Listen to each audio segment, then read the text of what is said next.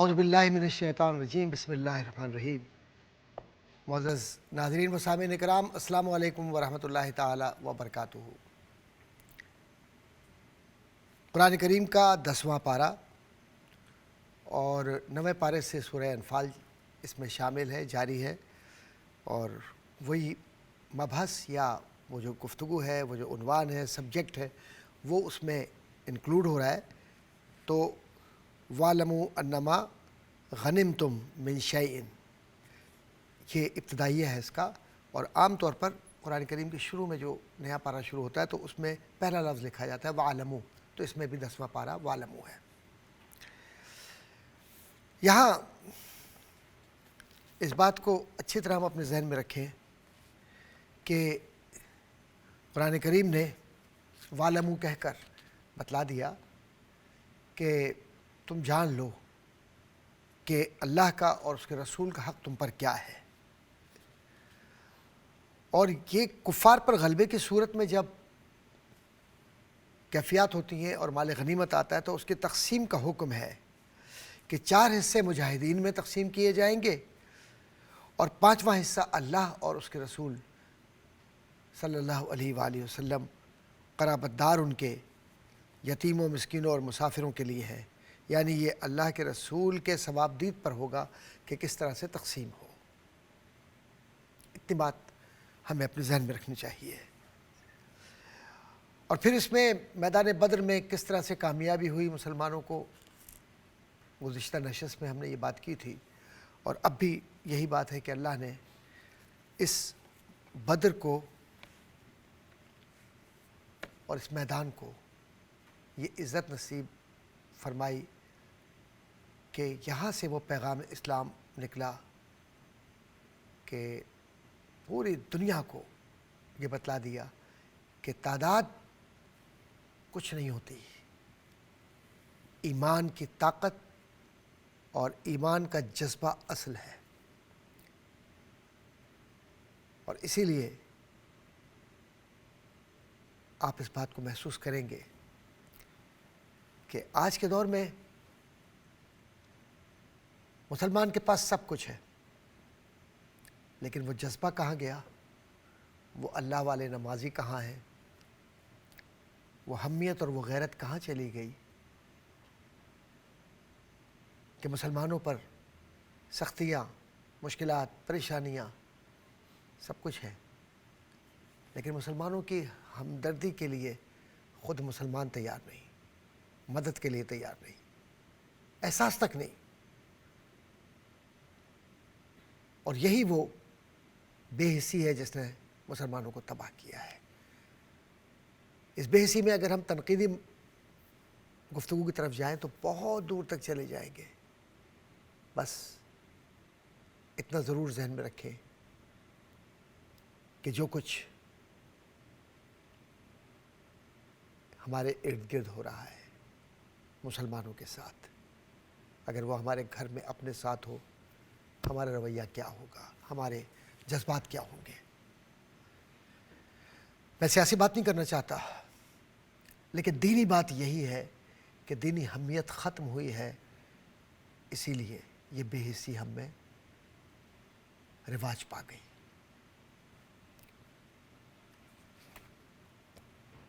اور یہ بے حسی ختم کیسے ہوگی؟ قرآن کی جانب لوٹنا ہوگا اور سیرت مصطفیٰ کا کردار اپنی زندگی کا حصہ بنانا ہوگا۔ اصل میں باتیں تو بہت لوگ کرتے ہیں اور باتوں کے غازی بھی بہت ہیں۔ کردار کے غازی بننے کے لیے کردار مصطفیٰ صلی اللہ علیہ وآلہ وسلم کو اپنی زندگی کا شعار بنانا ہوگا۔ یہ بدر اصل میں ایمان والوں کے ایمان اور ان کی زندگیوں میں یقین اور ایمان بالغیب کی وہ آزمائش تھی کہ جسے آج کی زبان میں کہتے ہیں psychological testing. They were tested during war, holy war. and they were asked by Allah subhanahu wa ta'ala to be a part of this spiritual struggle and movement where you will prove yourself that you are true Muslim, not hypocrite. آج ہماری hypocrisy کہاں ہمیں لے جا رہی ہے؟ ہم اسے ڈپلومیسی کہتے ہیں یا ہیپوکریسی کہتے ہیں؟ دونوں کو ذرا ملا کر دیکھ لیجیے انگریزی کے اندر معنی کیا نکلتا ہے. اردو میں ترجمہ منافقت ہی ہوتا ہے اور کچھ نہیں ہوتا. خدا نے آج تک اس قوم کی حالت نہیں بدلی، نہ ہو جس کو خیال آپ اپنی حالت کے بدلنے کا. حالت کیسے بدلے گی؟ قرآن سے نسبت، آیات قرآنی سے محبت، سب کچھ تو ہم پیچھے چھوڑا ہے. پچھلی آیات میں جو ہم نے بار بار فرعون کی بات کی تھی، فرعونیوں کی بات کی تھی، بنی اسرائیل کی بات کی تھی، منافقین کی بات کی تھی، قرآن کی آیات کو ہم نے اپنے ذہن میں رکھا تھا. آج یہ حال ہو گیا ہے کہ بس سب کچھ ہے اور ہم بڑی سے بڑی باتیں بھی کر جاتے ہیں، تقریریں بھی بڑی خوبصورت ہوتی ہیں. عمل کہاں گیا؟ عمل کہاں ہے؟ عمل تو نظر ہی نہیں آتا. اب جب عمل نظر ہی نہیں آ رہا تو آپ اسلامک ریولوشن کی، مسلم ریولوشن کی، مسلم سوسائٹی کی، مسلم امہ کی اور مسلم آئیڈینٹیفیکیشن کی کیا بات کریں گے؟ ہم تو مائل بکرم ہیں، کوئی سائل ہی نہیں. علامہ اقبال رحمۃ اللہ تعالیٰ علیہ راہ دکھلائے کسے رہنو منزل ہی نہیں. رہنو منزل بننے کے لیے بلال بننا پڑتا ہے، گلی گلی گھومنا ہوتا ہے. رہنو منزل کے لیے ابوبکر صدیق، عمر، عثمان، علی اور کربلا والے بننا پڑتا ہے. سارے صحابہ کے کردار کو دیکھیے تو پتہ چلے گا کہ زندگی کیسے گزاری ان اللہ والوں نے. آج نعرے تو ہے، مسجد تو بنا لی شب بھر میں ایمان کی حرارت والوں نے. حرارت کہاں گئی؟ حرارت نے برودت کی جگہ لے لی اور برودت نے موت کی شکل میں مسلمان کو سلا دیا ہے. کچھ بھی ہو، ننھے بچے مارے جائیں، غریب لوگ ترس ترس کے مر جائیں، بھوک و پیاس، افلاس، جہالت اور کم علمی اور لا علمی کی بنیاد پر انسان خودکشی کر رہا ہو، تو اس معاشرے میں غزالی، ماوردی، کندی، فارابی سینہ کیسے پیدا ہوگا؟ اپنے آپ سے پوچھئے. میں اپنے آپ سے پوچھتا ہوں. ذمہ دار ہم ہیں. ایک وقفہ اور اس کے بعد انشاءاللہ ہم پھر آپ سے مخاطب ہوں گے. ایک بار پھر خوش آمدید. اور بات اب جو شروع ہوگی وہ سورہ توبہ کے حوالے سے ہے. سورہ توبہ، توبہ کا کیا مقام و مرتبہ ہے، اور یہ سورہ انفال کے جو مباحث ہے یا جو ان کے عنوانات ہیں وہ سورہ توبہ کے مضامین میں بھی نظر آتے ہیں، اور یہ ایک دوسرے کے ساتھ ان کا بہت گہرا تعلق ہے کیونکہ کنٹینویشن کے اندر ہے یہ ایک طرح سے. اور اسی لیے ان دونوں کے درمیان فصل کے لیے یعنی فاصلے کے لیے بسم اللہ الرحمن الرحیم نہیں لکھی جاتی. یہ مدنی صورت ہے اور ترتیب کے اعتبار سے، قرآنی ترتیب کے اعتبار سے نویں، جبکہ ترتیب نزولی کے اعتبار سے 114 114واں نمبر ہے. چونکہ اس صورت میں مشرکین سے سابقہ معاہدات یا جو ٹریٹیز ہیں، معاہدات، ان سے برات کا اعلان کیا گیا ہے. برات یعنی بالکل علیحدگی کا اعلان کیا گیا ہے، تو اس لیے اس کو سورہ برات بھی کہتے ہیں یا برات بھی کہتے ہیں. سورہ توبہ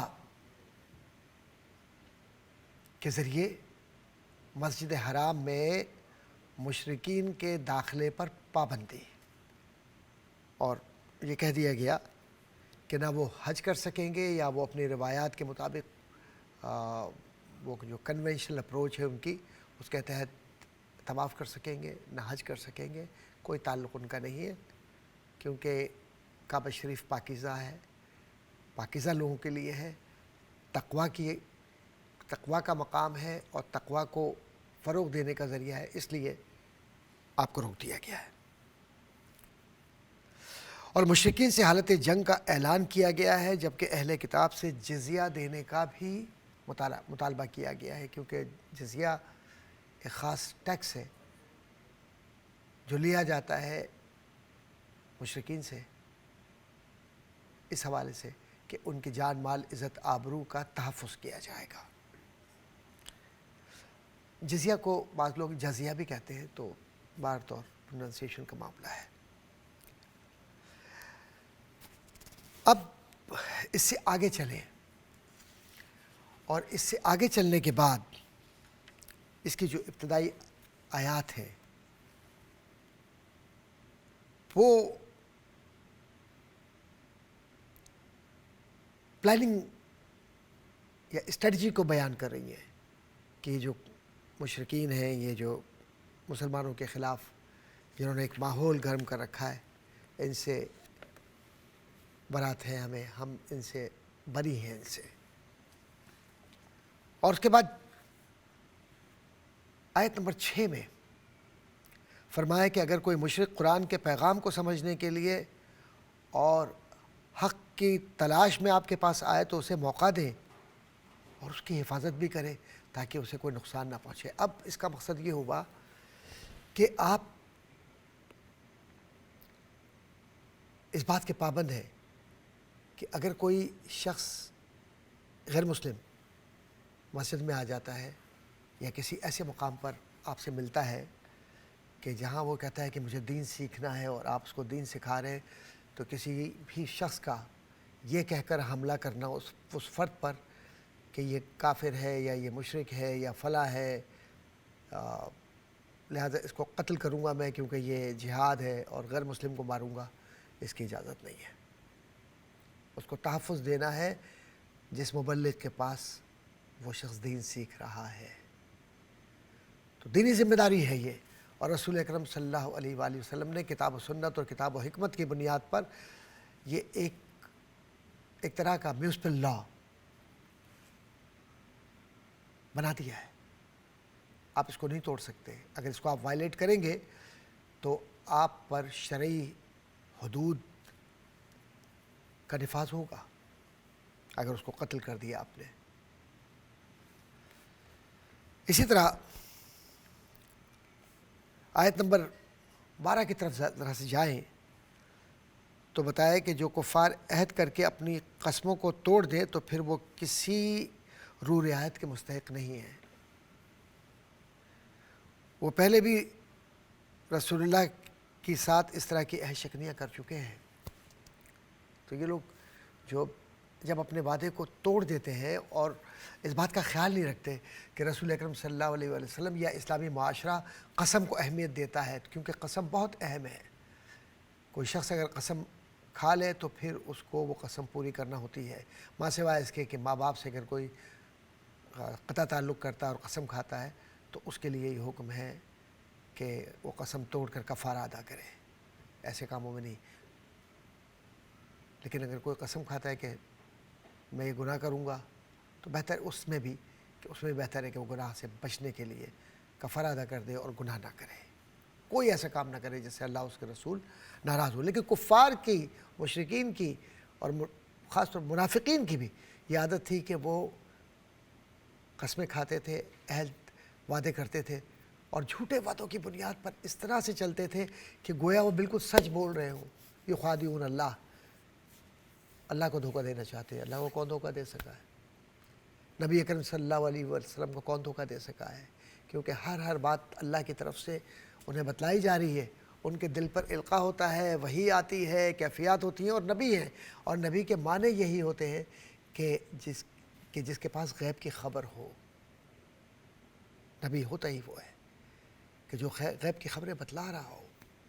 اب یہ غیب کی خبریں اللہ کی طرف سے آ رہی ہیں، تو یہ علم غیب اللہ تبارک و تعالیٰ کا عطائی علم ہے جو وہ اپنے نبی کو بطور معجزہ عطا فرماتا ہے تاکہ معاشرے کے لوگوں کو جو شرارت کر رہے ہیں ان کو روکا جا سکے اور ان کو بتلایا جا سکے کہ تم جو کچھ کر رہے ہو اللہ نے نبی کو مطلع کر دیا ہے، لہٰذا تم اس سے باز آ جاؤ۔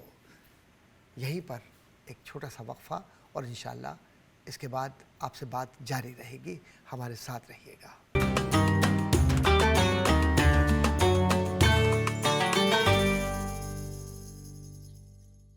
میرے بہن بھائیوں، آپ تشریف لائے، ہمارے ساتھ شامل ہیں گفتگو میں، خوش آمدید۔ سورہ توبہ کے حوالے سے بات ہو رہی ہے۔ آیت نمبر 16 میں بتایا کہ مسلمانوں پر آزمائشیں آئیں گی تاکہ سچے مومنوں کا کردار کھل کر سامنے آئے۔ اب یہ آزمائشیں کیسی؟ یہ آزمائشیں اس بات کی ہیں کہ بھوکے پیاسے بھی ہوں گے، تکلیف بھی ہوگی، گھر میں بھی مشکلات ہوں گی، وسائل حرب یا وسائل زندگی دونوں کی بہت کمی ہوگی۔ اور آپ نے دیکھا کہ جو مسلمان جہاد میں شامل ہوا کرتے تھے ان کے پاس وسائل کی بہت کمی تھی۔ سب کے پاس گھوڑے اور اونٹ نہیں تھے، اور نہ ہی زرہیں تھیں، نہ ہی تلواریں تھیں، لیکن بے تیغ لڑتا ہے مسلمان کیونکہ وہ اللہ کا سپاہی ہے۔ اسے ظاہری اسباب پر توکل کے بجائے رب پر توکل کر کے زندگی گزارنے کا سلیقہ آتا ہے۔ اسی لیے دشت و دشت ہے دریا بھی نہ چھوڑے ہم نے، بحر ظلمات میں دوڑا دیے گھوڑے ہم نے۔ اقبال رحمۃ اللہ تعالیٰ علیہ، اقبال رحمۃ اللہ تعالیٰ علیہ نے جس طریقے سے عشق کی منزلوں کو اور جس طرح سے ایمان کی منزلوں کو بیان کیا ہے، بہت کم لوگ ایسے پیدا ہوتے ہیں کہ جن میں ایمان کی حرارت اس طرح ہو۔ آیات قرآن کی ہمارے سامنے ہیں اور سب ایک دوسرے سے مربوط ہیں۔ 19ویں آیت میں یہ فرمایا گیا کہ حاجیوں کو پانی پلانا اور مسجد حرام کی تعمیر اگرچہ اچھے کام ہیں، لیکن اللہ تعالیٰ اور یوم آخرت پر ایمان اللہ کے راستے میں جہاد کے برابر نہیں ہو سکتے۔ یعنی آپ کو اس بات کو اپنے ذہن میں رکھنا ہے کہ جب بھی پکارا جائے اللہ کے لیے تو آپ کو لبیک کہنا ہے۔ لیکن ایک بات عرض کرتا چلوں کہ جہاد کا حکم کون دیتا ہے؟ ریاست دیتی ہے۔ اور علماء نے تو یہ لکھا ہے کہ جہاد کی مختلف اقسام ہیں۔ جہاد بالنفس بھی ہے، جہاد بالقلم بھی ہے، اور جہاد وہ بھی ہے جو آپ معاشرے کے اندر کرتے ہیں۔ تو جہاد برائیوں کے خلاف، اپنے آپ کے، اپنے نفس کے خلاف، نفس پروری کے خلاف جہاد کی کیفیات ہے۔ اور پھر وہ جب ضرورت ہو تو اس وقت جہاد کے لیے لبیک کہنا، تو اس کو ریاست ڈکلیئر کرتی ہے جہاد کو۔ کوئی فرد انفرادی طور پر ڈکلیئر نہیں کر سکتا اس کو، کیونکہ شریعت میں جہاد کے کچھ اصول ہیں، طریقہ کار ہیں۔ ہجرت اور جہاد کرنے والے مومنوں کے لیے بڑا اجر ہے، کیونکہ یہ جو ہجرت کرتے ہیں یہ اللہ کے لیے کرتے ہیں اور اس کے رسول صلی اللہ علیہ وآلہ وسلم کے احکامات کو لے کر چل رہے تھے۔ ہجرت حبشہ اولیٰ سے لے کر جتنی ہجرتیں ہوئی ہیں آپ ان کا ذرا سا مطالعہ کیجیے تو آپ کو اندازہ ہوگا کہ یہ بے لوث لوگ تھے جنہوں نے ہجرتیں کی اور جہاد کیا۔ انہوں نے رب کو خوش کرنے کے لیے اور رب کی رضا کے لیے کیا ہے۔ اسی طرح سے آیت نمبر 23 میں حکم ہوا کہ تمہارے باپ دادا اور بھائیوں میں سے جو کفر کو ایمان پر ترجیح دیں ان سے تعلق توڑ دو، اور کافروں سے دوستی کرنے والا ظالم ہے۔ وقت نے ثابت کیا کہ آج جو مسلمان اس بات کو اپنے ذہن میں رکھتا ہے کہ وہ قرآنی احکامات کو نظر انداز کر کے دوستیاں کر کے مقصد حیات حاصل کر لے گا، مقصد حیات حاصل نہیں ہوتا۔ مقصد حیات صرف ایک ہی بات سے حاصل ہوتا ہے، اور وہ یہ کہ جو قرآن نے فرما دیا اور جو اللہ کے نبی نے اپنی زندگی کے اندر دکھلا دیا، بس یہی مقصد حیات ہے۔ اور کس طریقے سے؟ ایسا نہیں کہ غیر مسلموں سے معاہدات بھی ہوئے، غیر مسلموں کا خیال بھی کیا حضور نے، تالیف قلب کے لیے ان کی بہت زیادہ محبتوں کا اظہار بھی کیا، مال اسباب بھی دیے، ان کی زندگیوں کا تحفظ بھی کیا، لیکن اسلامی شاعر کو برقرار رکھا۔ اسلامی شاعر اگر برقرار نہیں ہے اور اغیار کی خوشنودی کے لیے ہم سب کچھ کرتے چلے جائیں تو پھر یاد رکھیے گا سوائے پچھتاوے کے اور کچھ نہیں ملتا۔ ضرور احترام کرنا چاہیے سارے معاشروں کا، سارے ثقافتوں کا، سارے تمدنوں کا، جو بھی لوگ ہیں ان کا، لیکن اس بات کا خیال ضرور رکھنا چاہیے کہ بحیثیت مسلمان ہماری اپنی ثقافت، اپنی پہچان اور اپنی زندگی اور اپنا انداز حیات ہے، اسے نظر انداز نہیں کرنا چاہیے، ورنہ کچھ بھی نہیں ملے گا سوائے خسارے کے۔ آیت نمبر 24 میں ان تمام باتوں کا یکے بعد دیگر ذکر فرمایا کہ جن سے انسان کو فطری اور طبعی طور پر بڑی محبت ہوتی ہے، یعنی باپ، دادا، اولاد، بہن، بھائی، بیویاں، شوہر، کنبہ، قبیلہ، کمایا ہوا مال، اور پھر تجارت کا بھی کھٹکا، تجارت میں بھی نقصان کا کھٹکا لگا رہتا ہے، پسندیدہ مکانات، ان سب چیزوں کی محبت اپنی جگہ، لیکن تمہارے لیے اللہ، اس کے رسول اور جہاد فی سبیل اللہ سے زیادہ محبوب کچھ اور ہو جائے تو ایک بات یاد رکھیے گا کہ پھر ایمان کا دعویٰ بیکار ہے۔ کیوں؟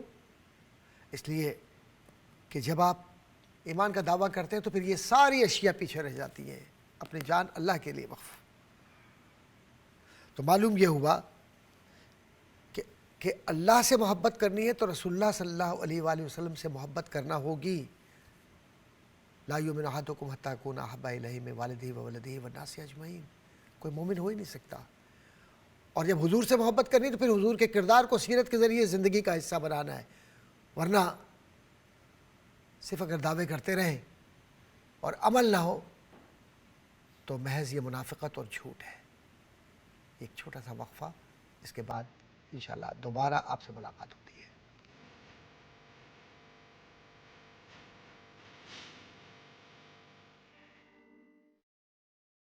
جی میرے بہن بھائیوں، خوش آمدید۔ بات چل رہی ہے عمل کی، اور عمل اگر نہیں ہے تو زندگی بیکار ہے، پھر منافقت ہے۔ یہاں ہم نے بات اپنی مکمل کی تھی، لیکن آگے چلیں۔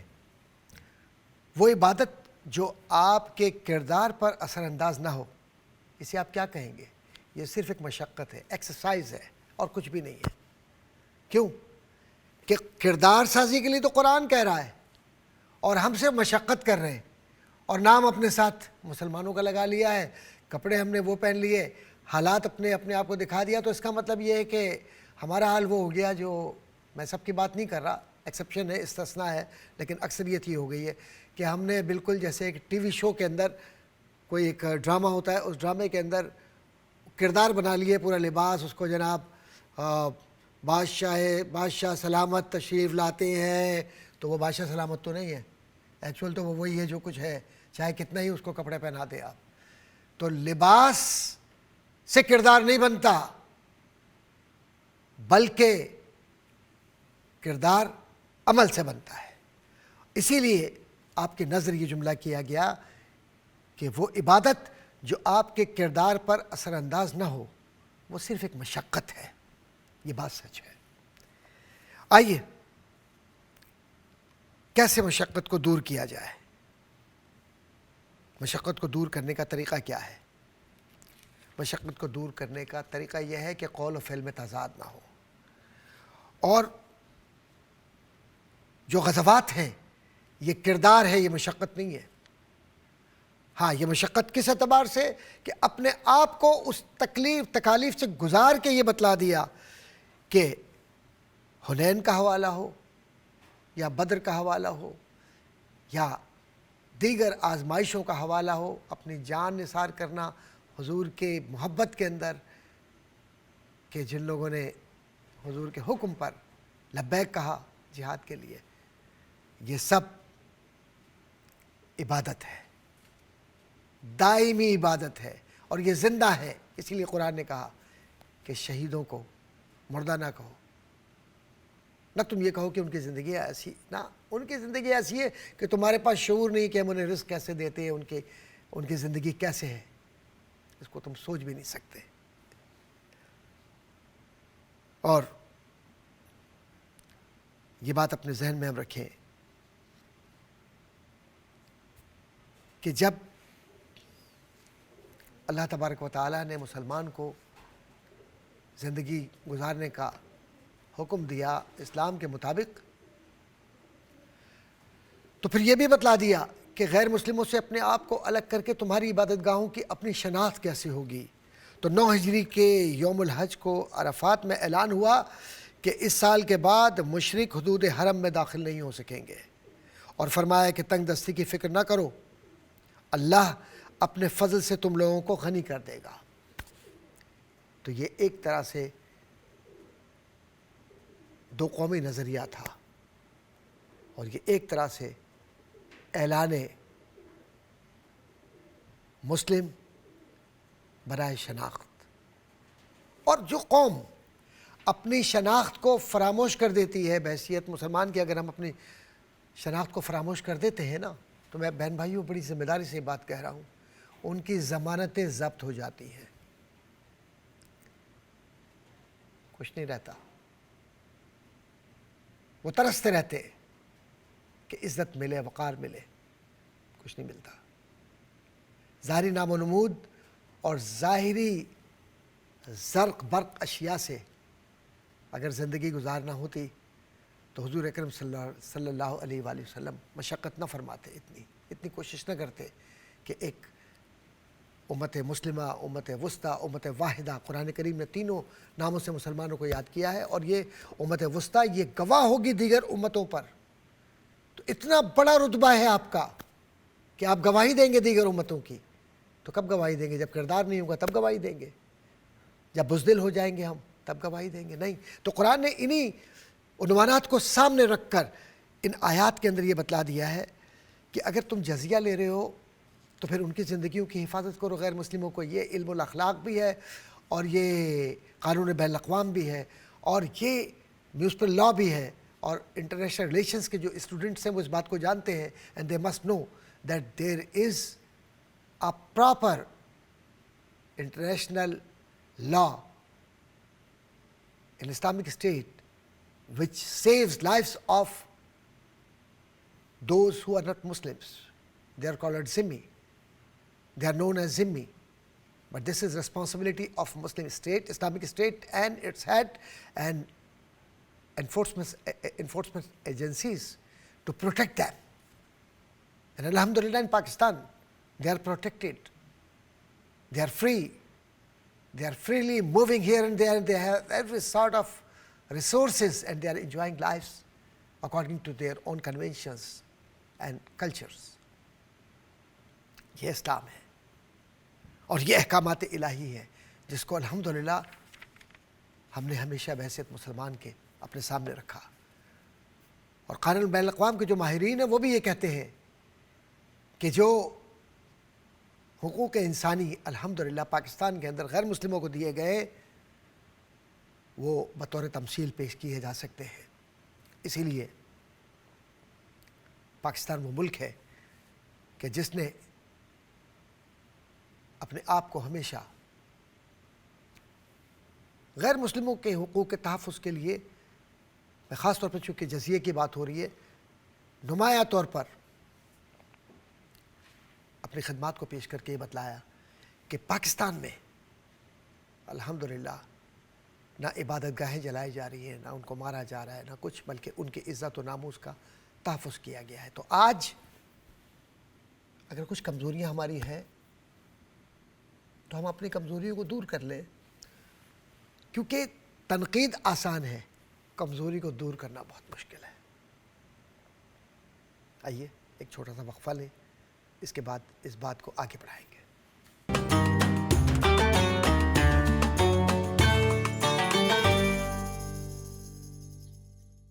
میرے بہن بھائیوں، بار دیگر خوش آمدید۔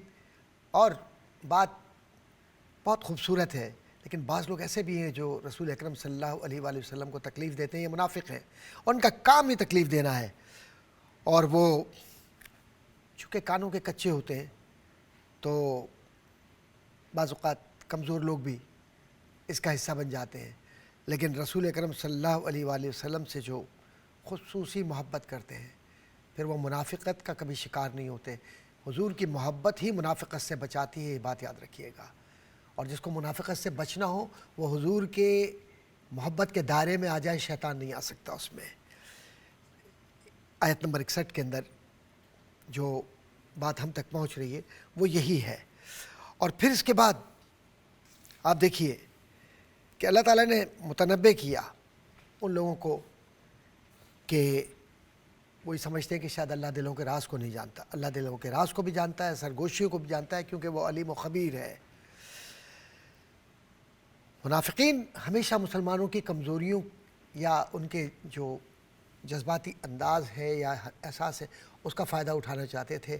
ایک طرح کا وہ سائیکو وارفیئر میں انوالو تھے اور ماہرین تھے وہ سائیکو وارفیئر کے۔ آج بھی جو منافقین ہیں وہ بھی سائیکو وارفیئر کے بڑے ماہرین ہیں، اور کمزوریاں تلاش کر کے سوشل میڈیا پر لکھ رہے ہوتے ہیں، تو کوئی فرق نہیں ہے۔ ایک صاحب ہے، ان کا کام یہی ہے، میں جانتا ہوں کہ وہ دن بھر بیٹھ کے کمزوریاں ہی تلاش کرتے ہیں اسلام کی، اور اس کے بعد وہ فیڈ کرتے ہیں لوگوں کو کہ بھائی یہ لکھو یہ لکھو یہ لکھو سوشل میڈیا پر، لیکن کوئی اثر اس لیے نہیں ہوتا کہ جن کے ایمان مضبوط ہیں ان کے ایمان مضبوط ہے۔ جو غریب ہیں، اب آئیے ذرا اس طرف، غربت کی بات، غربت ایمان میں حائل نہیں ہوتی۔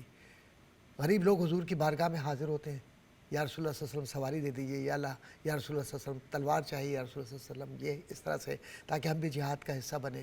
اور حضور اکرم صلی اللہ علیہ وسلم جو وسائل ہوتے اس کے مطابق فیصلہ کرتے، تو جن کو نہیں ملتا ان کی آنکھوں میں آنسو ہوتے کہ ہمیں جہاد میں شریک ہونا ہے۔ لیکن یہی غریب لوگ جن کے پاس نہیں ہے، یہ کیا کرتے ہیں؟ کسی کے پاس کٹورا ہے، کسی کے پاس کھجور ہے، کسی کے پاس کچھ ہے، جہاں حکم ہوا وہاں شامل کر دیا اور خوشی خوشی واپس لوٹتے۔ تو یہ منافقین کہتے کہ تمہارے پاس تو نہیں ہے تو پھر تم کیوں دے رہے ہو؟ یہ تم سے رسول اللہ صلی اللہ علیہ وسلم نعوذ باللہ من ذالک کیوں لے رہے ہیں اس طریقے سے؟ تمہارے پاس مال میں کمی آ جائے گی۔ وہ کہتے نہیں، ہماری جان و مال، ہمارا سب کچھ اللہ اس کے رسول کے لیے۔ یہ ہے ایمان، یہ ہے تقویٰ۔ اور جب تقویٰ کی اس منزل پر کوئی پہنچ جائے تو پھر منافقین اور منافق اور شیطان اور مشرکین اس کا کچھ نہیں کر سکتے ان کا۔ تو آئیے اس طرف چلیں کہ ہم دیکھیں کہ یہ اصل جو طاقت ہے ایمان کی وہ کس طرح سے مسلمان کو زندہ رکھتی ہے۔ مسلمان تیغ، تلوار، گھوڑے، پیسے، زرہ اس پر یقین نہیں رکھتا۔ دیکھیں جنگ بدر سے لے کر سارے حنین، تبوک سب دیکھ لیں آپ کو سب نظر آئے گا کہ مسلمان کس پر یقین رکھتا ہے۔ مسلمان توکل کرتا ہے رب پر، کیونکہ اگر رب پر توکل نہ کرے تو یہ شرک ہے۔